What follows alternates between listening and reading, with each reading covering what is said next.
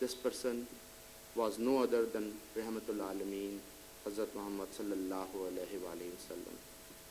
Hence the Allah Almighty states in the Holy Quran, Laqad kana lakum fi Rasulillahi uswatun hasana.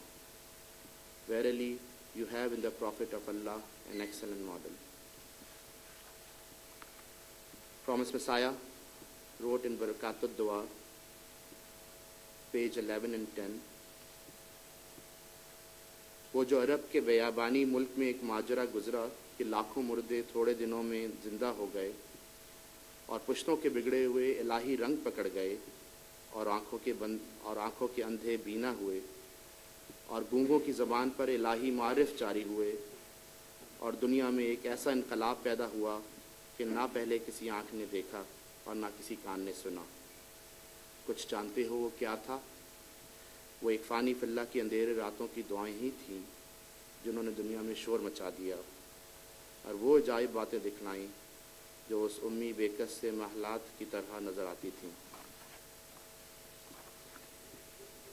Means a strange phenomenal event took place in the deserts of Arabia when hundreds of thousands of dead became alive within a few days, and those who had been corrupted through the generations took on divine color, the blind began to see, and the tongues of the dumb began to flow with the divine wisdom. Such a revolution took place in the world as no eye had seen or no ear had heard of before. Do you realize what this was? All this was brought about the prayers during the darkness of the night of one who had been lost in God. My brothers and sisters, if we wish to bring about the same revolution, we'll have to follow the sunnah of our beloved Prophet Hazrat Muhammad sallallahu alaihi wasallam. It is noted generally that people spend much of their time and energy to acquire the worldly comfort and luxuries. However, an Ahmadi Muslim should always keep in mind that these things should never take a believer away from his Creator, our true friend. Our real wealth is our Allah, and our purpose of creation is to know Allah, obey His commandment, love Him, and seek His nearness. Promised Messiah has guided us by stating, जिस दीन में मुजाहिदात नहीं हों वो दीन हमारे नज़दीक कुछ नहीं. Means a religion that does not prescribe spiritual struggles amounts nothing in my eyes. As we all know that in our daily lives, the higher we set our goals, the harder we have to strive to obtain them. The same principle apply in our spiritual struggle. It would be utter naive to think otherwise. Allah, the Almighty, has taught us the best form of worship, which is salat. Hence, I want to draw your attention towards 5 daily prayers. As mentioned before, the purpose of creation of mankind is to worship Allah, the Almighty. All Ahmadis should work on enhancing their spirituality by developing a live one-to-one connection with Allah. This was indeed the purpose for which Promised Messiah alayhi salam was sent in this day and age. Allah Almighty further exhorts the believers to offer salat and says, Inna salata kanat alal mu'minina kitabam mawquta. In chapter 4, verse 104, translation, verily, prayers is enjoined on the believers to perform at fixed hours. The Holy Prophet Muhammad sallallahu alaihi wasallam said that salat is the core essence of worship. The following, there are a lot of ahadith of Holy Prophet on the subject of salat.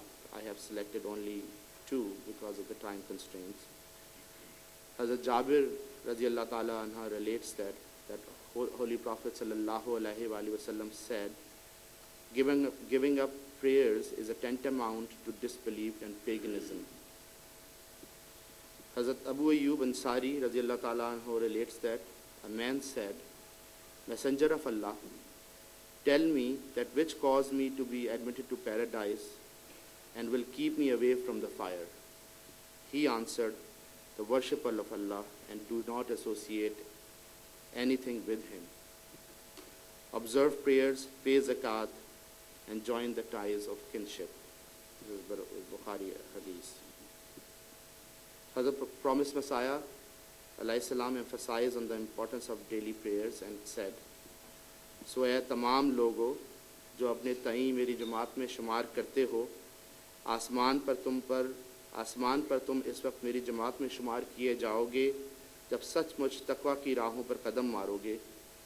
सो अपनी पंजवक्ता नमाज़ों को ऐसे खौफ और हुजूर से अदा करो गोया तुम खुदा ताला को देखते हो। So ye people counted as members of my community, in heaven you shall be counted members of the following, when in all truth you actually begin to advance on the path of righteousness. Offer your 5 daily obligatory prayers with such concentration and awe of mind as though you were seeing God in front of you with your physical eyes." This is taken from Kishti and Noor. On the same pattern, our beloved Hazur, Hazrat Mirza Masroor Ahmad Ayyad Arab Nasr al-Aziz, has repeatedly reminded us about congregational prayers. In his Friday sermon in 2004, Hazur said, "In order to opt righteousness, it is essential that Salat is established in congregation." It is noteworthy to mention that Hazur gave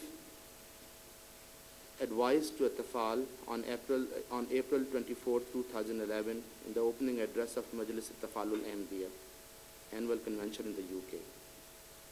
Hazur said, "The purpose of Ahmadi life is establishing the living relationship with Allah and to fulfill this goal. Allah has enjoined the believer to offer Salat 5 times a day."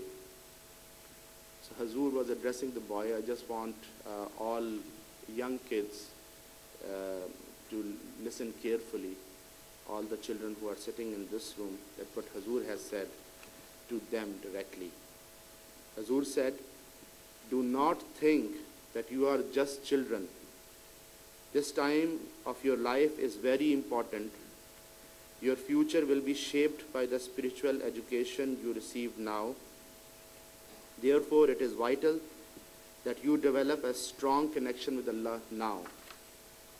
Some of you are around 13 and 14 years of age, who may become under the influence of Western society and may seek independence. Remember that this freedom should not be against the commandment of Allah. I want to request all Jamaat members to pay heed to this advice by our beloved Khalifa, Khalifatul Masih. If this is what he said to Atfal, imagine what he expects from us. Just imagine what Allah expects from us.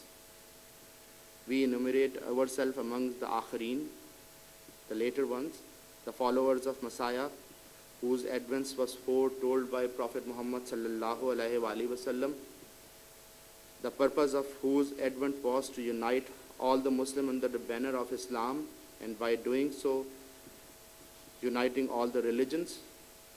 But can we truly say that we have done justice to our Bai'at on the hands of Khalifatul Masih? How can we even imagine that uniting all the religions under the banner of Islam and win this spiritual battle when we lack the very basic, at the same time integral component of spirituality, which is Salat? This has to start with the leadership.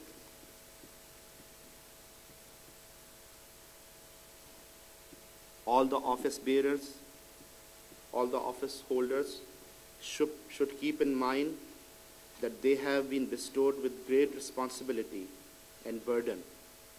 They must acknowledge the fact that they are the trendsetters of the Jamaat. Hence, all office holders need to set an example regarding the observance of Salat. If the office holders on every level, in every auxiliary organization, were to improve their observance of Salat and came to mosque the ambience of mosque would be enhanced, and this would have positive effect on not only the Jamaat members, but also our children's. Hazur has mentioned in his sermon delivered on 13th May 2012 that men are particularly enjoined to observe Salat, and observance of Salat means except in exceptional situation to offer it in congregation. He said, to gain victory and to gain blessing from Khilafat, the first condition is to establish Salat in congregation. Through prayers you will attain mercy of God, and if you don't pay attention to worship, then you will be counted among the disobedient, and there is no promise of Khilafat with disobedient. So these are the few words of Hazur, and I decided to describe this very important topic in the words of Hazur. And I think these are the most powerful words in the current era. After Salat now, I want to highlight the importance of Tabligh and spiritual development. The objective of the advent of the promised Messiah was to revive the glory of Islam and to show the world the true and beautiful teachings of the Holy Prophet Muhammad sallallahu alaihi wasallam.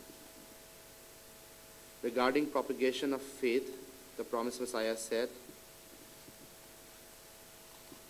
"It is the responsibility of each one of us to spread the message of peace, and for this we need to pay attention to our own condition, work on our spiritual development, and increase our level of righteousness.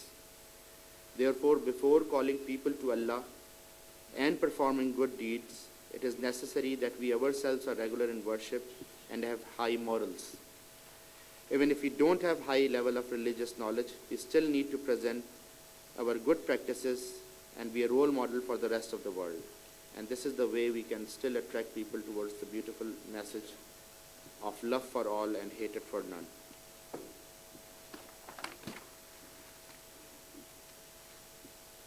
Shedding the light on our responsibilities, Promised Messiah said, "Our community has to be model for other people, and if a person in my community sets a bad example through morals, failure, and weak belief, then the person put a bad name to the whole community."